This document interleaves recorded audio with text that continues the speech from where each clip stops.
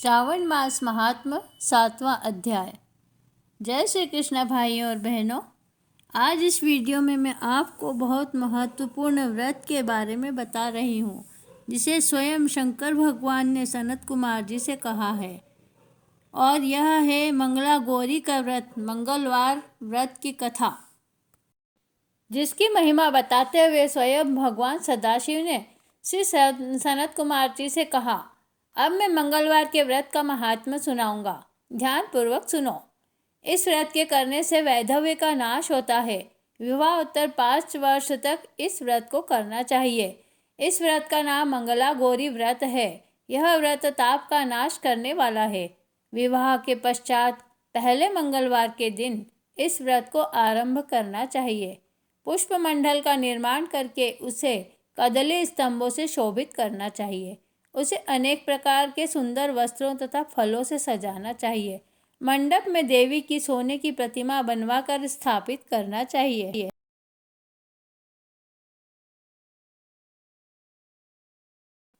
इसके बाद मंगला गौरी की प्रतिमा का 16 उपचार तथा 16 दुर्वा दलों से और 16 चीड़ दलों से, 16 चावल तथा 16 चने की दाल के दानों से अर्चन करना चाहिए।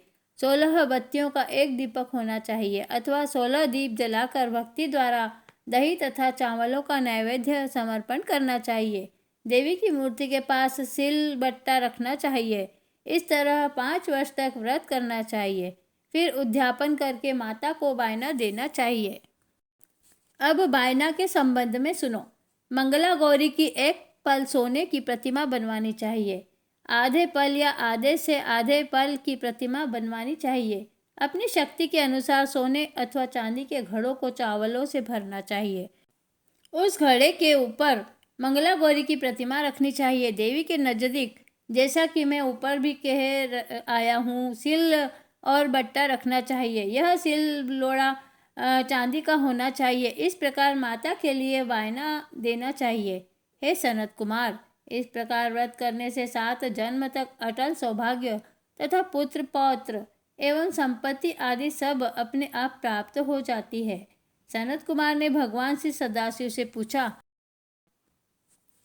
हे प्रभु, इस व्रत को किस किस ने किया है और इसके संबंध में बतलाएं, जिससे इस व्रत में मेरी श्रद्धा हो जाए।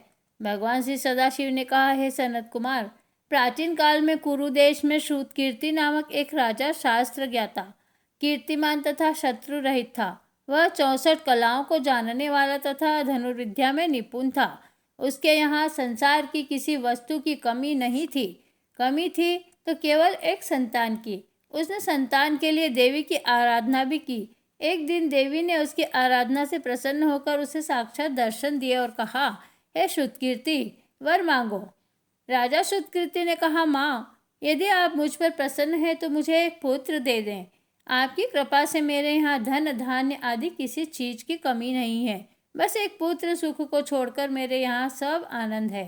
राजा के वचन सुनकर देवी मुस्कुराई। उसने कहा, हे राजन, तुमने एक दुर्लभ वस्तु की याचना की है, फिर भी तुमको पुत्र अवश्य दूंगी। लेकिन तुम मेरी बात को ध्यान से सुनो। तुम्हारे यहाँ जो पुत्र होगा वह अत्यंत गुणवान तो होगा, किंतु वह 16 वर्ष से अधिक नहीं जिएगा। हाँ, यदि एक सुंदर अथवा विद्या विहीन पुत्र होगा तो वह बहुत समय तक जीवित रहेगा। देवी की बात सुनकर राजा चिंताग्रस्त हो गया। उसने अपनी रानी से बात की और फिर उसकी बात से गुणी संपूर्ण लक्षण युक्त 16 वर्ष की आयु वाला पुत्र मांगा। देवी ने कहा, राजा, मेरे मंदिर के मुख्य द्वार पर आम का पेड़ है। मेरी आज्ञा से तुम उस पेड़ से एक आम तोड़कर अपनी रानी को खाने के लिए दे दो। उसको खाने से रानी को अवश्य में गर्भ रहेगा। राजा ने प्रसन्न होकर देवी के मंदिर के मुख्य द्वार पर जो आम का पेड़ था वहां से एक आम तोड़कर अपनी पत्नी को खाने के लिए दिया। रानी ने देवी के आदेशानुसार फल खाया और 10 मास के पश्चात उसके यहाँ देवपुत्र तुल्य पैदा हुआ। हर्ष शोक से संपन्न राजा ने राजकुमार का जात कर्म आदि संस्कार करवाया और भगवान सदाशिव का ध्यान धरकर उसका नाम चिरायु रखा। लड़का अपने माता पिता की देखरेख में चांद की तरह बढ़ने लगा। दिन बीतते चले गए और उसका 16वां वर्ष आरंभ हो गया। राजा रानी दोनों को चिंता सताने लगी। राजा ने सोचा, मैंने यह पुत्र बड़े कष्ट से प्राप्त किया है। अपनी आंखों से मैं इसकी मृत्यु कैसे देख सकूंगा? यह विचार करके उसने राजकुमार को उसके मामा के साथ काशी भेज दिया। जाने के साथ रानी ने अपने भाई से कहा, तुम कार्पटिक वेश धारण करके राजकुमार को काशी ले जाओ। मैंने इसके जन्म से पूर्व भगवान की सदाशिव से प्रार्थना की थी कि हे प्रभु, पुत्र प्राप्ति पर मैं उसे जगतपति की यात्रा के लिए भेजूंगी। तुम इसको इसी समय काशी ले जाओ। इसकी देह प्राण की रक्षा करना। रानी का भाई अपनी बहन की बात सुनकर भांजे को साथ लेकर काशी चला गया। कई दिन की यात्रा के पश्चात वह आनंद नगर पहुंचा। वहां पर वीरसेन नामक राजा राज्य करता था, जो कि शास्त्र ज्ञाता था, कीर्तिमान तथा शत्रु रहित था। उस राजा की कन्या मंगला गौरी अपने रूप लावण्य के कारण बहुत चारों ओर प्रसिद्ध थी। वह राजकुमारी आकाश के चांद की तुलना में धरती पर चांद के समान थी। जिस समय राजकुमार चिरायु तथा उसका मामा आनंद नगर में शहर से बाहर के शाही बगीचे में पहुंचे, उस समय राजकुमारी मंगला गौरी अपनी सखी सहेलियों के साथ खेल रही थी। राजकुमार चिरायु तथा उसका मामा खेलती हुई लड़कियों को देखने लगे। खेलती हुई लड़कियों में से एक ने क्रोध से भरकर राजकुमार को गलत कहा। उस बालिका को क्रोध और दुर्वचन कहते देखकर राजकुमारी ने उस बालिका से कहा, हे सखी, तुम दुर्वचन क्यों कहती हो? मेरे संग अयोग्य वाणी बोलने वाली कोई भी स्त्री नहीं है। देखो, मंगला गौरी के प्रसाद एवं मंगला गौरी व्रत के प्रभाव से मेरे हाथ से जिसके माथे पर चावल गिर जाए, उसके साथ मेरा विवाह हो जाने पर यदि वह थोड़ी आयु वाला है तो भी चिरायु हो जाएगा। इसके बाद वह बालिकाएं अपने अपने घरों को लौट गई। उस दिन राजकुमारी का विवाह बालिक देश के दृढ़ धर्मा राजा के पुत्र सुकेतु नाम वाले राजकुमार से होने वाला था, लेकिन सुकेतु मूर्ख, कुरूप तथा बहरा था। वर पक्ष वाले उसकी बजाय विवाह मंडप में अन्य अच्छा वर ले जाने की इच्छा प्रकट कर चुके थे। विवाह के पश्चात सुकेतु के बजाय प्रस्तुत वर को भगा दिया जाएगा और सुकेतु बालिक देश को अपनी पत्नी लेकर लौट जाएगा। ऐसा विचार करके वर पक्ष के कुछ आदमी चिरायु के पास जाकर उसके मामा से कहने लगे, यह बालक तुम हमें दे दो, इसके द्वारा हमारा कार्य सिद्ध होने वाला है। इस भूमि पर परोपकार जैसा कोई धर्म नहीं है। उन लोगों की बात सुनकर चिरायु का मामा प्रसन्न हो गया, क्योंकि वह बगीचे में मंगला गौरी की बात सुन चुका था। उसने वर पक्ष वालों से कहा, आप लोग इस लड़के को क्यों चाहते हैं? विवाह के लिए वस्त्र, गहने आदि तो मांगे जा सकते हैं, लेकिन कोई वर थोड़े ही मांगा जाता है। फिर भी मैं आपकी बात रखता हुआ लड़का आपको दे रहा हूँ। वर पक्षीय जन राजकुमार चिरायु को विवाह मंडप में ले गए और विवाह कार्य सिद्ध हो गया। जब सप्तपदी का आदि कार्य होने के बाद रात में राजकुमार मंगला गौरी के साथ सोया, तभी उसका 16वां वर्ष समाप्त हो रहा था। ठीक उसी समय काल सांप के रूप में वहां आया। संयोगवश उसी समय राजकुमारी की नींद खुल गई और वह सांप को देखकर मारे भय के कांपने लगी। फिर उसने भय त्याग कर सांप की पूजा की, पीने के लिए उसे बहुत सा दूध दिया, प्रार्थना की, दीन वाणी से उसकी स्तुति की। मंगला गौरी ने कहा, मैं उत्तम व्रत करूंगी, मेरे पतिदेव जीवित हो जाएं और चिरंजीवी हो। देखते ही देखते सांप कमंडल में प्रवेश कर गया। अपनी कुछ की चोली से राजकुमारी ने कमंडल का मुख बांध दिया। उस समय राजकुमारी अपने शरीर के अंगों को ऐंठते हुए जाग कर उठकर बैठ गया। उसने राजकुमारी से कहा, मुझे बहुत भूख लगी है। राजकुमारी ने माता के समीप जाकर लड्डू आदि लाकर राजकुमार को खाने के लिए दे दिए। राजकुमार ने प्रसन्न होकर भोजन किया। हाथ धोते समय उसके हाथ से अंगूठी गिर गई। वह पान खाकर दोबारा सो गया।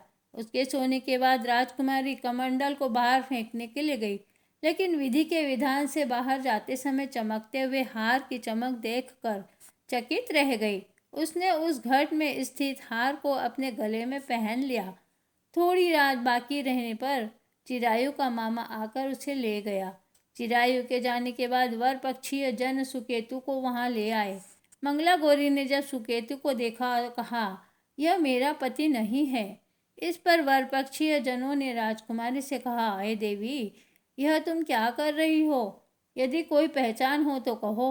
मंगला गौरी ने कहा, रात को मेरे पति ने जो मुझे जड़ाऊ हार दिया है, उस हार के रत्नों की सुंदरता यह बतलाए। यह कोई अन्य ही है। रात्रि में आम्र सेवन के समय मेरे पति का केशर युक्त पद मेरी जांघ में लगा हुआ है। सब लोग उसे देख सकते हैं।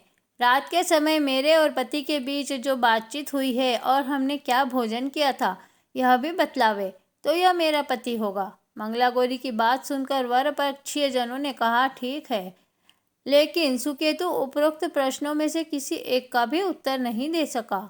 इस पर कन्या पक्ष वालों ने उसके साथ राजकुमारी को भेजने से इनकार कर दिया और वर पक्षीय जन अपना समूह लेकर जैसे आए थे वैसे ही लौट गए।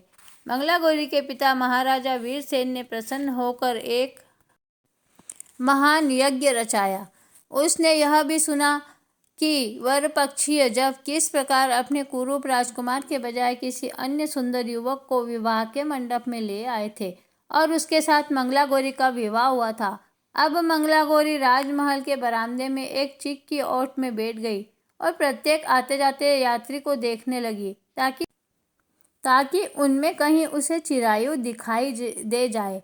उधर चिरायु भी अपनी ससुराल का हाल जानने के लिए अपने मामा के साथ वहां आ पहुंचा। जो ही वह चिक के सामने से गुजरा, मंगला गौरी ने उसे देखकर कहा, पिताजी, मेरे पति आ गए हैं। राजा ने तुरंत ही मामा भांजे को राजभवन के भीतर बुलवा भेजा। मंगला गौरी की बतलाई हुई सब निशानियां चिरायु में मौजूद थी। राजा ने वस्त्राभरण, अश्व, गज, रथ तथा अन्य बहुत सी चीजों के साथ मंगला गौरी चिरायु के साथ भेज दी। उसके बाद चिरायु राजा वीरसेन से विदा होकर अपनी पत्नी एवं मामा के साथ कुल नंदन सेना सहित अपने नगर को गया। जब उसके पिता माता ने लोगों के मुख से उसकी वापसी के संबंध में सुना तो उन्हें इस बात का विश्वास ही नहीं हुआ। वह सोचने लगे कि भाग्य के विपरीत कैसे हो सकता है। वह अभी यह सोच ही रहे थे कि राजकुमार चिरायु ने माता और पिता के चरणों को प्रणाम किया। माता ने उसका सिर सूंघा और उसके आनंद का कोई पारावार न रहा। वह बहुत खुश हुई।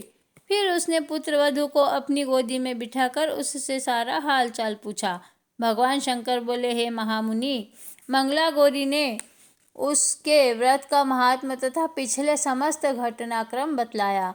हे सनत कुमार, मंगला गौरी के कारण ही तभी से यह व्रत मंगला गौरी के नाम से प्रसिद्ध हुआ। इसे जो कोई भी सुनेगा अथवा कीर्तन करेगा, उसके सभी मनोरथ सिद्ध हो जाएंगे, इसमें बिल्कुल भी संशय नहीं है। श्री सूत जी बोले, हे ऋषिगण, भगवान शंकर ने सनत कुमार से इस व्रत को कहा। वह इन कार्यों की सिद्धि करने वाले व्रत को सुनकर गदगद हो गए। उनको इसके सुनने के परमानंद की प्राप्ति हुई। 7वें अध्याय की मंगला गौरी व्रत की कथा यहीं समाप्त होती है। प्रिय भाइयों और बहनों, मंगला गौरी का व्रत जो भी करें, उन्हें इस कथा को अवश्य सुनना चाहिए। वीडियो देखने के लिए आपका बहुत बहुत धन्यवाद। आपको हमारा वीडियो कैसा लगा? अगर पसंद आया है तो हमारे चैनल को सब्सक्राइब कीजिए और इस कथा को अधिक से अधिक शेयर कीजिए। जय श्री कृष्णा।